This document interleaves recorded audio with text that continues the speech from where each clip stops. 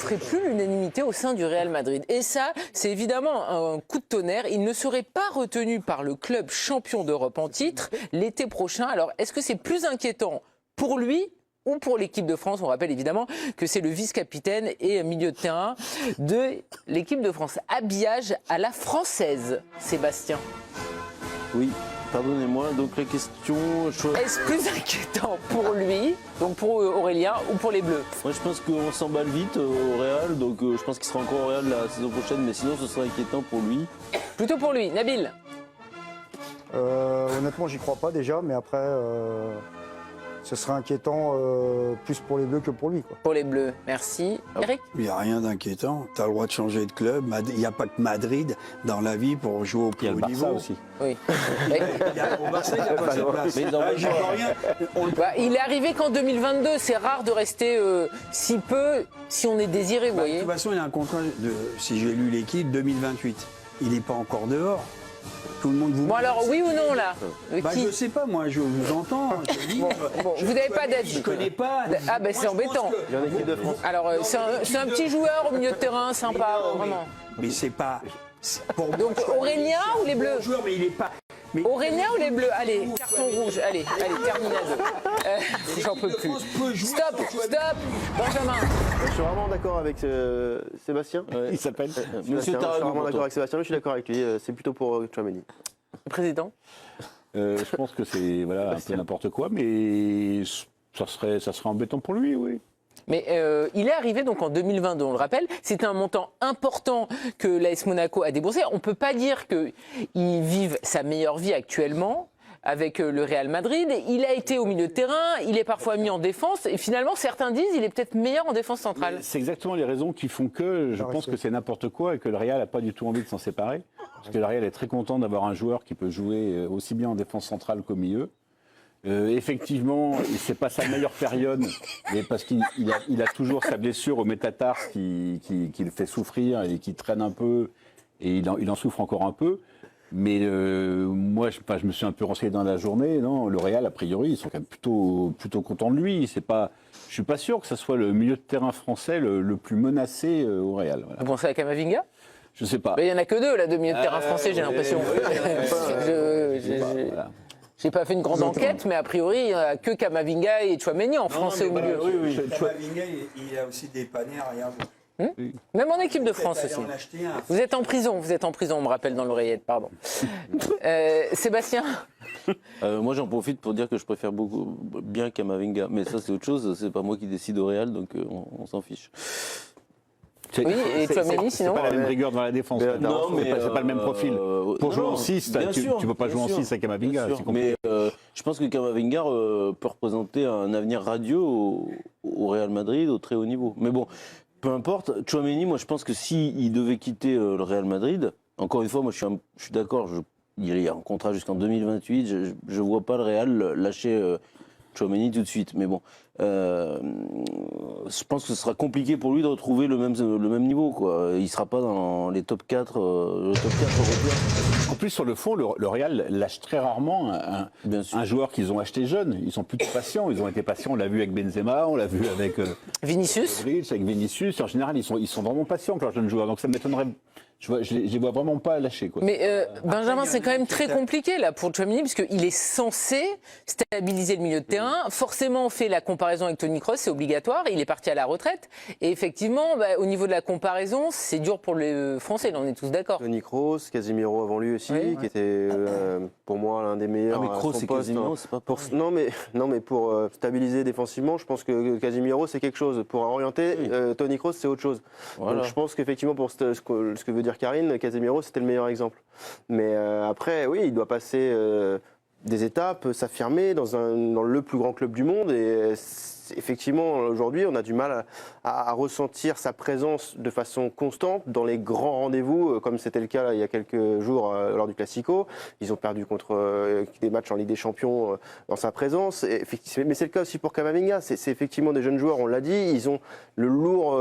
Camavinga est plus jeune quand même, on le rappelle. Mais il est là depuis un peu plus longtemps que Tchouaméni. Il a une année de plus, je crois, si je ne dis pas de bêtises, au Real. Donc il a cette expérience aussi de l'environnement et la connaissance de l'environnement qui est importante. Mais évidemment, malheureusement, ils ont aussi la difficulté, c'est de passer derrière, on l'a dit, des Toni Kroos. Modric, même s'il est encore là, va passer le flambeau très bientôt. Casemiro, je l'ai cité, c'est pas évident. À un moment donné aussi, il faut laisser le temps. Malheureusement, Real Madrid, il n'y en a pas beaucoup. La question, c'est quoi? Est-ce que, pour vous, Aurélien Tchouaméni, c'est top niveau, c'est le meilleur des milieux niveau mondial? Vous avez la réponse? Non, mais je trouve que c'est un bon joueur pour l'équipe de France. Moi, je pense que c'est un bon joueur pour l'équipe de France. Tu regardes l'impact qu'il a eu en Coupe du Monde 2018. L'impact qu'il a depuis. Il n'est pas là en 2018. 2022, pardon. En 2022, je voulais dire. 2018, grande Coupe du Monde de Tchouaméni. 2022, évidemment. Mais je trouve qu'en 2022, il a un très bon impact pour un jeune joueur. Aujourd'hui, mais Eric, c'est le statut. En plus, c'est le capitaine de l'équipe. Oui, mais c'est une anomalie aujourd'hui qu'on. Enfin, vice-capitaine. C'était pas prévu. Mbappé on sait que c'était pas préparé. Il se retrouve là un peu par la force des choses. Tout va vite, tout va très vite, peut-être un peu vite. Oui, bien sûr. Mais tout va très vite, peut-être un peu vite par rapport à ce qu'il a pu prouver en équipe de France. Ça se mérite un brassard. Et effectivement, il s'est retrouvé là avec le brassard. Ça s'est bien passé au rassemblement, au dernier. Sur le premier match. Non, mais la question, c'est son expérience à lui par rapport à celle des autres. C'est pour ça qu'il a le brassard, c'est tout. C'est parce que les autres sont beaucoup trop jeunes. Eric, Sébastien disait c'est pas le top niveau. Est-ce que tu vois en Tchouaméni le niveau? Oui, top niveau mondial, bah oui. Est-ce que tu vois en Tchouaméni le niveau qu'a eu Pogba? C'est pas les mêmes joueurs. Oui, mais d'accord, c'est pas les mêmes joueurs, mais ils peuvent jouer long, ils sont au milieu de terrain. Il y a quand même une filiation, même s'ils sont pas d'un clone. Parce que Pogba, il peut pas jouer 6 et puis avoir la discipline et puis bloquer un match tranquille. Et de temps en temps, Tchouaméni, il va au-delà du 6. Moins. Il n'a pas joué dessus. Pour moi, il joue parfois. Au Real Madrid, mais même en équipe de France, il est plutôt bridé. 4-5 fois dans l'axe. Même en équipe de France, il n'a pas le droit. Oui, mais moi je pense quand même que Tchouaméni est un bon joueur, mais il n'est pas déterminant à ce point-là, quoi. Au milieu de terrain aujourd'hui, il y a meilleur que lui dans le monde entier. Nabil, on vous a pas entendu encore par rapport à Tchouaméni. Est-ce qu'il y a meilleur en équipe de France? Pas forcément. Est-ce qu'il y a meilleur en équipe de France? C'est ça la question qu'il faut poser. Dans le monde entier, c'est autre chose, mais en équipe de France, est-ce qu'il y a meilleur? Je suis pas sûr. Alors, par rapport à la question de départ, le Real Madrid regarde. Ils ont pris le bouillon par des mecs de 21 ans à Barcelone. Fermin Lopez, 21 ans. Tu l'as dit toi-même, pas dans les 25 premières minutes, tu l'as dit toi-même. Mais après, ils ont pris le bouillon. Ça interroge le Real Madrid. Et une autre chose, tu connais un joueur, même s'il est plutôt milieu, offensif, attaquant, qu'en a marre, c'est Arda Güler, il faut lui faire la place au petit Turc. Il a rien à qui est voir exceptionnel. Mais c'est pas la même. Mais à un moment donné, il faut les caser. C'est pas le même poste. Dans le Calais central, bientôt. Je sais, mais c'est pas le même poste, sauf qu'il faut le faire jouer au milieu. Quant à Hendrix, Rodrigo, Mbappé. Bon. Hendrick. Non, mais toi, attends, juste une chose. J'ai pas la même. Non, j'ai pas la même vie. Le problème, c'est qu'aujourd'hui, il manque d'équilibre. Mais c'est pas que la faute de Tchouaméni. Il y a le jeu, il y a le jeu. Le Real Madrid, secoué par une défaite humiliante 4-0 lors du dernier Classico et au cœur des polémiques autour du Ballon d'Or, doit impérativement redresser la barre en Liga. L'équipe merengue se déplacera à Mestalla samedi prochain à 21h pour y affronter le Valencia CF, dans le cadre de la 12e journée de Liga. Avec 6 points de retard sur le FC Barcelone, cette rencontre revêt une importance capitale pour les Madrilènes, qui n'ont plus le droit à l'erreur s'ils veulent rester dans la course au titre. Cependant, une crise bien plus grave que le football pourrait bouleverser ce rendez-vous. Depuis plusieurs jours, la ville de Valence est plongée dans le chaos à la suite d'une crue meurtrière et d'une violente tempête qui a ravagé la région. Les dégâts matériels et humains sont considérables, avec plusieurs dizaines de morts et des infrastructures totalement détruites. Les autorités locales doivent gérer une situation d'urgence, routes fermées, transports paralysés, et des municipalités submergées par les eaux. Dans ce contexte dramatique, le football apparaît relégué au second plan, et l'incertitude plane quant au maintien du match entre le Real Madrid et le Valencia Confer. Face à l'ampleur de la catastrophe, le Valencia CF envisage sérieusement de demander à la Liga le report du match de. Avant de continuer, pensez à vous abonner pour ne rien rater de l'actualité du Real Madrid. Laissez vos avis en commentaire et partagez la vidéo avec vos amis pour qu'ils rejoignent la communauté des Madridistas. À la Madrid.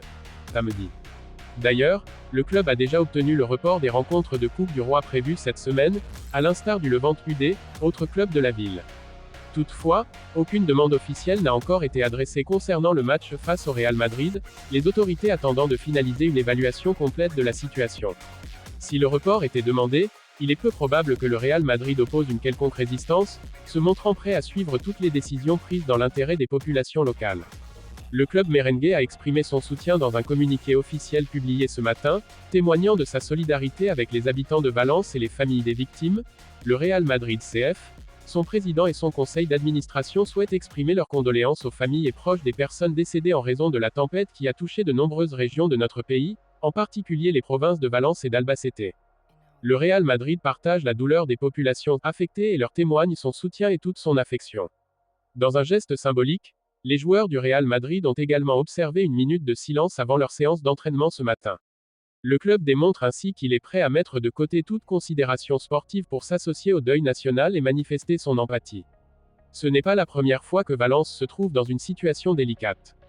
En février dernier, après un incendie tragique dans le quartier de Campanar ayant causé la mort de 11 personnes, le Valencia CF avait demandé et obtenu le report de son match contre Grenade. Mais les conséquences de la tempête actuelle dépassent de loin cet épisode tragique. Les séquelles sont colossales, de nombreuses victimes, des infrastructures détruites, et des services publics incapables de fonctionner normalement. Dans ces conditions, il apparaît difficilement envisageable que la rencontre de samedi puisse se dérouler comme prévu. Dans l'attente de la décision finale concernant le match, le Real Madrid reste focalisé sur l'aspect sportif. Une victoire à Mestalla est impérative pour ne pas laisser le FC Barcelone creuser l'écart en tête du classement. Mais l'équipe madrilène est consciente que le contexte ne se prête pas à une simple confrontation sportive. Si la rencontre est reportée, cela permettra au club de témoigner une fois de plus de sa solidarité avec les habitants de Valence, tout en soulignant que certaines priorités dépassent largement le cadre du sport. Pour le moment, la tenue du match entre le Valencia CF et le Real Madrid reste incertaine. Les institutions locales et la Liga devront rapidement trancher, en fonction de l'évolution des conditions météorologiques et des efforts de secours en cours. Quelle que soit l'issue, le Real Madrid a déjà montré qu'il restait avant tout un acteur solidaire, prêt à s'adapter aux décisions prises dans l'intérêt général. En attendant, joueurs, staff et supporters restent dans l'expectative, conscients que la victoire la plus importante ne se joue pas sur le terrain de Mestalla, mais dans la capacité des institutions et des populations à surmonter ensemble cette épreuve.